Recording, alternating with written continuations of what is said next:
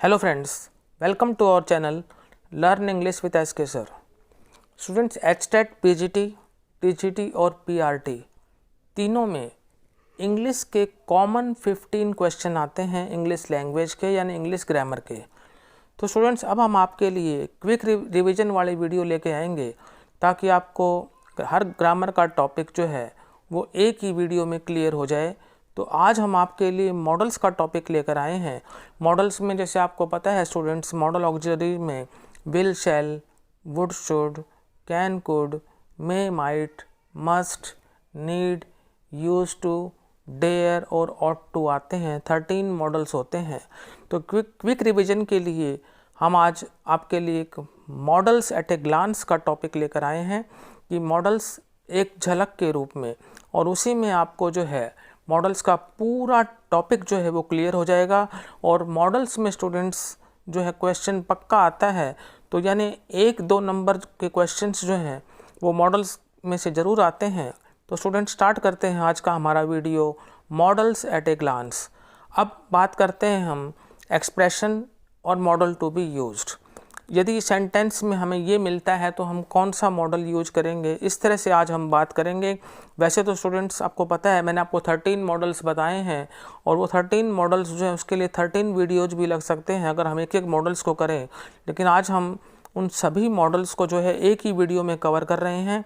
तो स्टूडेंट्स, हमारा जो फर्स्ट पॉइंट है वो है प्रेजेंट एबिलिटी या कैपेसिटी, जिसे हम कहते हैं वर्तमान योग्यता या क्षमता। यानी किसी सेंटेंस में प्रेजेंट एबिलिटी है या प्रेजेंट कैपेसिटी है। जैसे मतलब मैं कह दूँ आपको जो है आई कैन टाइप या I can lift this box, तो ये प्रेजेंट एबिलिटी होगी और कैपेसिटी होगी। मैंने मॉडल कौन सा यूज किया? कैन लिखा हुआ है, modal to be used can. Second, permission, आज्ञा या अनुमति। तो आज्ञा देनी भी हो, आज्ञा लेनी भी हो, अनुमति देनी हो या अनुमति लेनी हो, बात वही है। लेकिन स्टूडेंट्स, आपको ये ध्यान रखना चाहिए कि यहाँ ये ज़रूरी नहीं कि वो आज्ञा या अनुमति ऑफिशियल हो। ऑफिशियल हो तो मे का यूज होता है, और ऑफिशियल ना हो तो स्टूडेंट्स कैन का यूज होता है। फिर आते हैं हम आस्किंग परमिशन, आज्ञा मांगने के लिए। जैसे हम ये कह दें कि मे आई कम इन, तो ये आज्ञा मांग रहे हैं हम। फिर उसके बाद है विश ऑब्लिक ब्लेसिंग, शुभ कामना या वरदान, जिसमें कहते हैं हम may God bless you with the son, may you live long. ये है आपका जो है शुभ कामना या वरदान, और यहाँ पर जो है मॉडल मे का यूज होगा। तो इसमें सेंटेंस के लास्ट में एक्सक्लेमेटरी साइन होगा। उसके बाद 5th पॉइंट पर आते हैं स्टूडेंट्स पॉसिबिलिटी या प्रोबेबिलिटी, जिसको हम कहते हैं संभावना। संभावना के लिए भी मे का यूज होता है। जैसे हम कह सकते हैं कि it may rain today, he may come today, तो मे का यूज हो गया। फिर स्लाइट पॉसिबिलिटी यानी कम संभावना के लिए स्टूडेंट्स, जब अगर ज़्यादा संभावना होती है तो मे का यूज होता है, और कम संभावना होती है तो माइट का यूज होता है। जैसे मानो मैंने एक सेंटेंस बोला इट मे रेन टुडे, तो इसका मतलब बारिश होने की संभावना ज़्यादा है। अगर मैं ये कहता हूँ कि इट माइट रेन टुडे, तो इसका मतलब कम संभावना है। तो स्लाइट पॉसिबिलिटी का मतलब होता है रिमोट पॉसिबिलिटी, और रिमोट पॉसिबिलिटी या स्लाइट पॉसिबिलिटी के लिए माइट का यूज होता है। फिर हम आते हैं पर्पज के लिए।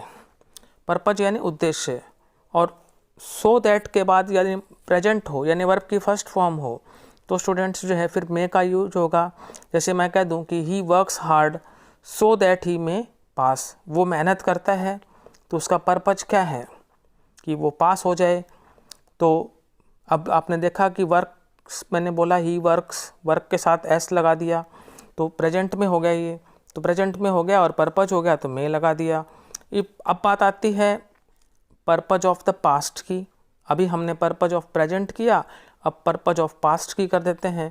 यानी जैसे हम ये सेंटेंस कह दें कि Gandhi ji died so that his country might live, तो ये पर्पज था कि गांधी जी के मरने का, ताकि उनका देश जो है वो जीवित रहे। तो इस पास्ट के पर्पज के लिए हमने माइट का प्रयोग कर दिया। फिर आते हैं हम 9th में पास्ट एबिलिटी यानी भूतकाल की योग्यता। वो योग्यता जो आपके पास भूतकाल में थी लेकिन आज आपके पास नहीं है, तो वो एबिलिटी जो पास्ट में थी उसके लिए स्टूडेंट्स कुड का यूज होता है। जैसे when I was young I could climb a tree, तो ये पास्ट की एबिलिटी हो गई। 10th पोलाइट रिक्वेस्ट, विनम्र प्रार्थना। तो आपने देखा यहाँ पर जैसे हम ये कह सकते हैं कि सेकंड पर्सन हो और इंट्रोगेटिव सेंटेंस है तो हम इसमें यूज करते हैं विल, वुड और कुड का। जैसे will you please help me, would you lend me your book, इस तरह के सेंटेंसेस हम यूज करते हैं। उसके बाद ड्यूटी, नेसेसिटी और कंपल्सन। तो स्टूडेंट्स यहाँ पर जो है आपको देखना है कि कर्तव्य की बात हो, आवश्यकता की बात हो और कंपल्सन यानी बाध्यता की बात हो तो मस्ट का यूज होता है। तो अब यहाँ पर हम सेंटेंस कह दें, जैसे मान लो you must go at once, तुम्हें तुरंत जाना चाहिए। You must do this work. तो ये सेंटेंस जो हैं ड्यूटी, नेसेसिटी, कंपल्सन के अंतर्गत आते हैं। फिर आते हैं एम्फेटिक एडवाइस, ज़ोरदार सलाह के लिए। तो ज़ोरदार सलाह के लिए भी स्टूडेंट्स मस्ट का यूज होता है। जैसे you must see the doctor at once, मान लो आप बीमार हैं तो आपको तुरंत डॉक्टर के पास जाना चाहिए। ये क्या है? ज़ोरदार सलाह है। उसके बाद स्टूडेंट्स आते हैं हम नेक्स्ट पॉइंट पर, विलिंगनेस, डिटर्मिनेशन और इंटेंशन। विलिंगनेस का मतलब इच्छा, डिटर्मिनेशन का मतलब दृढ़ निश्चय और इंटेंशन का मतलब इरादा। अगर आपका सेंटेंस आई और वी से स्टार्ट होता है यानी फर्स्ट पर्सन के प्रोनाउन से स्टार्ट होता है और वाक्य में यदि विलिंगनेस है, यदि डिटर्मिनेशन है, इंटेंशन है तो आप विल लगाएंगे। जैसे I will do this work for you, I will carry your bag, I will fight to the last. ये सब चीज़ें जो हैं विलिंगनेस, डिटर्मिनेशन और इंटेंशन शो करती हैं। उसके बाद बात आती है सिंपल फ्यूचर की। तो सेकंड थर्ड पर्सन के साथ यदि सेंटेंस स्टार्ट होता है तो इसका मतलब वो आप वहाँ पर विल लगाएंगे। जैसे he will go to Mumbai next week, तो इस आपका थर्ड पर्सन हो गया। अब मान लो सिंपल फ्यूचर की फिर बात की जा रही है, आई और वी है। जैसे हम ये कह दूँ कि I shall go to New Delhi tomorrow, तो आई आ गया था इसलिए फर्स्ट पर्सन हो गया, तो मैंने यहाँ पर शैल लगा दिया। तो सिंपल फ्यूचर में यदि सेकंड थर्ड पर्सन हो तो विल और सिंपल फ्यूचर में यदि फर्स्ट पर्सन हो तो शैल। अब हम आते हैं स्टूडेंट्स अगले रूल पर। हैबिट हो यदि किसी सेंटेंस में और प्रेजेंट की बात हो तो मॉडल विल का यूज होता है। जैसे हम कह दें कि भाई a dog's tail will always remain crooked, तो ये हैबिट है तो हमने क्या लगा दिया? विल लगा दिया। इसके बाद आते हैं habitual action in the past की। Habitual action in the past का मतलब होता है कि कोई एक्शन जो था और वो पास्ट में ही चल रहा था। तो अब जैसे हम ये कह देते हैं he would study for hours. अब हैबिचुअल एक्शन हो गया कि वो घंटों पढ़ाई करता था, उसकी भूतकाल की जैसे मान लो जो है ये आदत थी, तो हमने क्या लगा दिया? वुड। उसके बाद आते हैं प्रेफरेंस पर। प्रेफरेंस का मतलब प्राथमिकता। जैसे आई कह देंगे sentence I would rather die than beg, तो ये सेंटेंस प्रेफरेंस में आता है। अब आते हैं स्टूडेंट्स हम 19th रूल के ऊपर। जब भी किसी सेंटेंस में प्रॉमिस हो, थ्रेट हो और वार्निंग हो, प्रॉमिस मीन्स वचन, थ्रेट मीन्स धमकी और वार्निंग मीन्स चेतावनी, और सेंटेंस आपका यदि सेकंड और थर्ड पर्सन से स्टार्ट हो रहा है तो फिर आप शैल का यूज करेंगे। जैसे सेंटेंस है you shall have your book tomorrow, ये प्रॉमिस है। If you stand first you shall get a prize, ये भी आपका प्रॉमिस है। You shall be punished if you come late, ये हम थ्रेट मान लें या वार्निंग मान लें। अगले रूल पर बढ़ते हैं हम, absence oblige lack of necessity. जब भी बात हो स्टूडेंट्स एब्सेंस और लैक ऑफ नेसेसिटी की तो स्टूडेंट्स हम नीड नॉट का यूज करते हैं।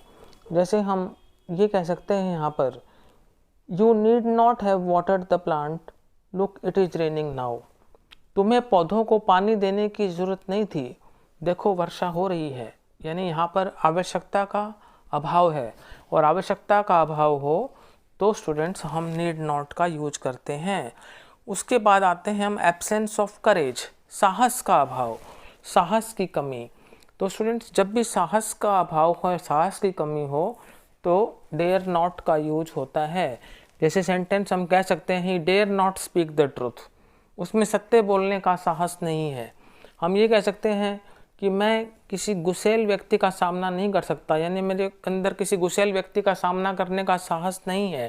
जैसे I dare not face the angry man, तो ये स्टूडेंट्स था आपका एब्सेंस ऑफ करेज की बात। उसके बाद आता है एकस्टम टू, आदी होना। एकस्टम टू और आदी होना, उसके लिए भी स्टूडेंट्स हम यहाँ पर ध्यान रखना है हमारे को कि कई बार स्टूडेंट्स ये कन्फ्यूजन हो जाता है यूज टू और वुड में। तो यहाँ पर वुड का मैंने बताया था habitual action in the past, और यहाँ पर एकस्टम्ड का मतलब यहाँ पर है आदी होना, use to. I use to go for a walk in my childhood. मैं बचपन में सैर को जाया करता था। उनकी एकस्टम्ड की बात हो, आदी होने की बात हो, तो हम यूज टू का प्रयोग करते हैं। जैसे I am not use to such rude behaviour, मैं ऐसे रूड बिहेवियर का आदी नहीं हूँ, अकस्टम्ड नहीं हूँ इससे जो है। और ये भी कह सकते हैं अगला example, very soon you will become use to working here. आप बहुत जल्द यहाँ पर काम करने के आदी हो जाओगे, अकस्टम्ड हो जाओगे। फिर आती है बात स्टूडेंट्स पास्ट हैबिट की, और पास्ट हैबिट की जो है वहाँ पर ये देखें कि इसको कहते हैं हम भूतकाल की जो है आदत। तो इसमें एग्जांपल ले सकते हैं हम ये, when I was a boy I use to think that ghost live in darkness. जब मैं एक लड़का था तो मैं ये सोचता था कि भाई जो भूत हैं वो डार्कनेस में रहते हैं, अंधकार में रहते हैं। फिर आती है एडविजेबिलिटी की बात। एडविजेबिलिटी मीन्स सलाह, जैसे you should go for a walk daily, should का प्रयोग होगा, तुम्हें रोज़ाना सैर को जाना चाहिए। उसके बाद लॉजिकल इन्फरेंस, अंदाज़ा लगाना, he should be home by now, वह अब तक घर पहुंच गया होगा। तो यहाँ पर लॉजिकल इन्फरेंस के लिए भी शुड लगाते हैं। फिर पर्पज की बात आ गई, उद्देश्य की बात आ गई यहाँ पर। तो इन केस, लेस्ट और इन केस के बाद जो है शुड का यूज होता है। जैसे हम कहते हैं walk fast लेस्ट you should miss the train, work hard लेस्ट you should fail. फिर आते हैं हम सोशल ऑब्लिग मॉरल ऑब्लिगेशन पे, सामाजिक नैतिक जिम्मेदारी, उसके लिए हम ऑट टू का प्रयोग करते हैं। तो स्टूडेंट्स ऑट टू के और शुड के रूल जो है वो मिलते जुलते ही हैं, बस अगर डैश के बाद टू हो तो आप ऑट लगाएंगे, अन्यथा जो है आप ऑट टू भी लगा सकते हैं और शुड भी लगा सकते हैं। उसके बाद 28 कमांड या इंस्ट्रक्शंस, आज्ञा या निर्देश। अगर सेकंड पर्सन हो यू तो आप जो है कमांड इंस्ट्रक्शंस की बात हो तो शैल लगाएंगे। फिर परमिशन इन द पास्ट, भूतकाल में आज्ञा है तो आप कुड लगाएंगे। तो यहाँ स्टूडेंट्स हम भूतकाल में अनुमति, परमिशन इन द पास्ट को दर्शाने के लिए जो है कुड का प्रयोग करते हैं। इसका प्रयोग सामान्य अनुमति, general permission in the past के लिए किया जाता है। तो स्टूडेंट्स यहाँ पर आपको ये ध्यान रखना है कि भूतकाल में अनुमति है, परमिशन इन द पास्ट है। तो एग्जाम्पल इसके ऐसे हो सकते हैं, on Sundays we could stay at home. अगला एग्जाम्पल एक और देख सकते हैं, he could go whenever he wanted to. तो दोनों में ही जो है परमिशन इन द पास्ट है। अब आते हैं हम अगले रूल पर, सजेशन या प्रपोजल, सलाह या प्रस्ताव हो स्टूडेंट्स तो हम क्या यूज करते हैं, मॉडल शैल। तो जब भी सलाह की बात हो या प्रस्ताव की बात हो तो मॉडल शैल का प्रयोग होता है। जैसे हम कह दें shall we go for a walk, क्या हम सैर को चलें, सजेशन है। Shall I help you in this matter, क्या मैं आपकी इस मामले में सहायता करूं, सजेशन है। तो जब भी सजेशन हो या प्रपोजल हो और आई वी के साथ स्टूडेंट्स शैल का प्रयोग होता है। इसके बाद आते हैं स्टूडेंट्स हम अगले रूल के ऊपर, और वो है प्रोहिबिशन। प्रोहिबिशन का मतलब होता है मनाही, और यहाँ पर जो है आप लगाएंगे मस्ट नॉट। तो मस्ट नॉट का मतलब जो है यहाँ पर जो यूज हो रहा है वो हो रहा है प्रोहिबिशन के लिए। जैसे you must not light a candle, the room is full of gases. तो क्योंकि इसमें जो है खतरा है। अगला, we must not swim in this river, its water is dirty. हमें इस नदी में नहीं तैरना चाहिए, इसका जो है पानी जो है वो गंदा है। तो दोनों ही एग्जाम्पल्स जो मैंने आपको बताए हैं इसमें जो है प्रोहिबिशन है। फिर कंडीशन लेस प्रोबेबल, बहुत कम संभव शर्त के लिए जो है स्टूडेंट्स जो है वो शुड का प्रयोग होता है। तो इसमें हम ये मान सकते हैं कि should you see the lion in the market what will you do. इसका एग्जाम्पल हम ये ले सकते हैं, बहुत कम संभव शर्त के लिए। अब हम बात करते हैं स्टूडेंट इनविटेशन ऑब्लिक ऑफर की, यानी निमंत्रण की। तो स्टूडेंट्स, जब भी इंट्रोगेटिव सेंटेंस हो आपका और बात हो निमंत्रण की, यानी इनविटेशन या ऑफ़र की, तो आप वुड का प्रयोग करेंगे। जैसे would you like to have a cup of tea, would you come with us. तो ये क्या है, इनविटेशन या ऑफ़र है। उसके बाद आते हैं हम स्टूडेंट्स लॉजिकल नेसेसिटी की। लॉजिकल नेसेसिटी का मतलब होता है तार्किक आवश्यकता। तो हम ये कह सकते हैं इसमें कि ही should be here bye now, he works hard, he should pass with good marks. तो ये एग्जाम्पल जो हैं स्टूडेंट्स लॉजिकल नेसेसिटी के हैं और शुड का यूज होगा। एग्जिस्टेंस इन द पास्ट की बात कर लेते हैं स्टूडेंट्स हम, कि किसी चीज़ का पास्ट में अस्तित्व रहा हो और उसकी बात अब कर रहे हैं हम, भूतकाल में अस्तित्व किसी चीज़ का रहा हो तो यूज टू का प्रयोग होता है। तो स्टूडेंट्स यहाँ पर हम भूतकाल में किसी चीज़ का अस्तित्व बताने के लिए यूज टू का प्रयोग करते हैं। जैसे there use to be a tree on the bank of this river, इस नदी के किनारे पर एक पेड़ हुआ करता था। A temple use to be there on the top of the hill, पहाड़ी के ऊपर एक मंदिर हुआ करता था। तो यहाँ पर जो है एक वृक्ष का अस्तित्व, एक मंदिर के अस्तित्व की बात की जा रही है भूतकाल की, तो यूज टू का प्रयोग होगा। अब बात आती है स्टूडेंट्स रेगुलेशन की। रेगुलेशन यानी नियम की। तो स्टूडेंट्स उसके लिए फिर जो है मस्ट का यूज होता है। You must obey the laws of the country, आपको देश के नियमों का पालन करना चाहिए, तो वो कंपल्सन है हमारे लिए। तो कंपल्सन की बात हो तो स्टूडेंट मस्ट का यूज होता है। फिर आते हैं जस्टिफिकेशन के लिए।